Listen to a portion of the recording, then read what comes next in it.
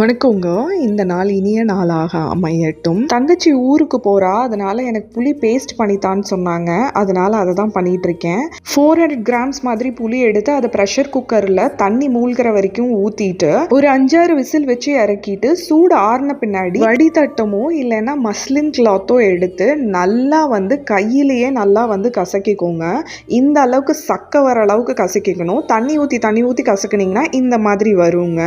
இந்த பேஸ்ட்டை நல்லா கலக்கிட்டு ஒரு ஸ்பூன் அந்த மாதிரி உப்பு போட்டு 5-6 நிமிஷம் வேக வச்சு எடுத்தீங்கன்னா சூப்பரான புளி பேஸ்ட் ரெடிங்க. நீங்க ஃப்ரீசர்ல 3 to 4 months வரைக்கும் ஸ்டோர் பண்ணிக்கலாங்க. மறக்காம ஒரு ஸ்பூன் உப்பு போட்டு வேக வைங்க. சீக்கிரமா கட்டித்தன்மைப்படாதுங்க. இது இல்லாமல் புதினா தொக்கும் பண்ணியிருந்தேங்க. அதை நெக்ஸ்ட் வீடியோவில் நான் ஷேர் பண்ணுறேன். அதோட சேர்த்து ப்ரௌனி ஆர்டர் இருந்துச்சுங்க. அதையும் சீக்கிரமாக முடிச்சிட்டோம். சாய்க்குட்டி பாருங்க, என் அப்பாவுக்கு பொரி உருண்டைக்கு ஹெல்ப் பண்ணுறேன்னு சொல்லிட்டு என்ன பண்ணிட்டு இருக்கான்னு பாருங்க. அடுத்த பதிவில் சந்திக்கலாம்.